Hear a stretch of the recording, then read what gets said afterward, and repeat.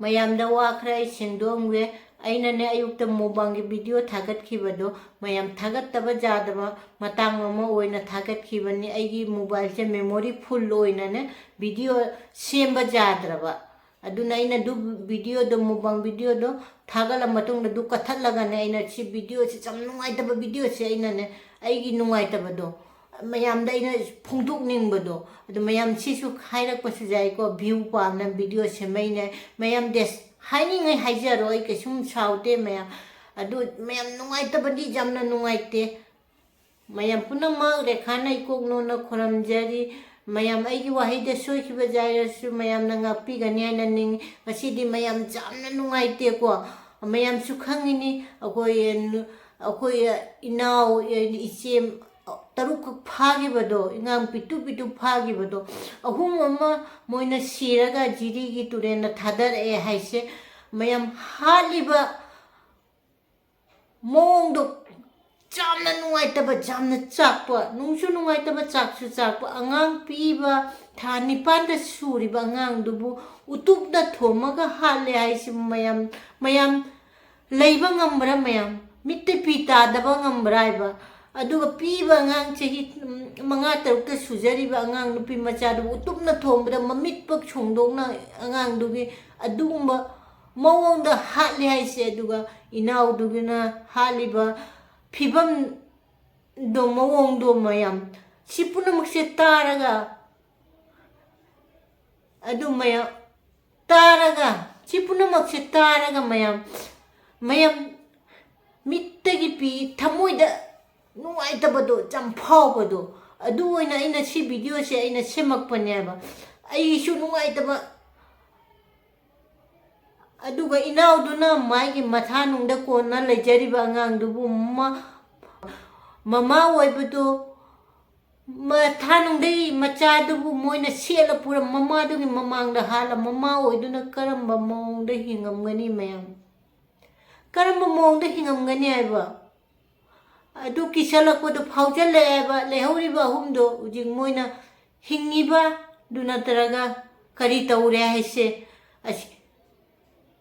asi akiba do ko su phaure ba ishorna chanbina humdo tikta kaidana ai jumda muka thadok pirak pai ne choda nijari ko mayam jamna nungai de ko moina haliba angang piba thani pana chuba angang dubu adugi maithong do uraga nungsiba phawdaba sani moidi sani ne aduga piba ngang nupi macha dugi kari maral lai angang ai thani panchuba angang dugi kari maral lai adu atai taruk nupi angang taruk tugi kari maral lai yeba nipa masenda moina phunaba moina lan tawbuda ngamdarga nupi angang buraga moina chongarba nupi angang do puraga moina kari laman khumino eba ngamadi nipa da tawaba nipa masen tawaba jamna nungaite mayam haini laitana nungaite di video se uktagi matang je news ta video da ai di sumai tawna jiri turenda phangna sumai na silchar kaino da medical kaino da pukhale aduga ai pugiba taruk tuge ahum duni haina tabada nungai tabado phampai ba choba moju uji phaw kari gumba action ba tawdiri kari gino ai shining ba mogi michang ba mitai jeloi tumhangera mitai nupi angang da maralai taba nupi angang da sokchal phawba moina karigumba ma action laudiri no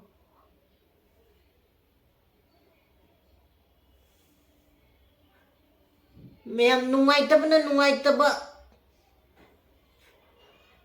mathakta ngali bai sona di mayam akoi mitai se lande chidi khangimi moisu jisuni moisu achum waral lai do moisu amamba angan bai do jisuna khaidara kan ngasi moina ngammidana hayeng akoina ngamgani hayeng moi ngasi akoi gi nupi angang da moina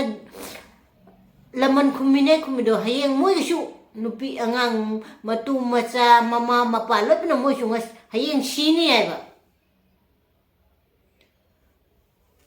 kaisum pi ba angang dugi kaisum mara laitaba nupi angangi mara laitaba moina laman khumma du puraga moina laman khummi me hai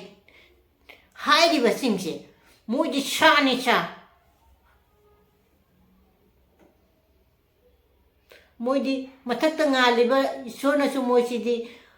ngasi moina ngamme punan taurise ngasi mathakta ngaliba iso si su loi uri bani jamna nungai daba do phaw leiba ngamde akoi gi chu icha isu jauri me ai chingchalaga nungai daba phaw bu jam chingchalaga ne ai di ayuktagi ay khoiba isada kainum taureba kokka se kainum to salakpam jaure news se matang yengbade jam nungai te mayam asi hairaga ai video se sigadum thammage atei video sangna semba ngamdreba dum khalla ne wakhandu dum chingjala ga jamna nungai rakdabado ujik chu irang manipur da chu jamna ujik asi hairaga mayam matang se dum thammage atei video sangna semdaba ngamdreba wa ngang ba thoklak tareba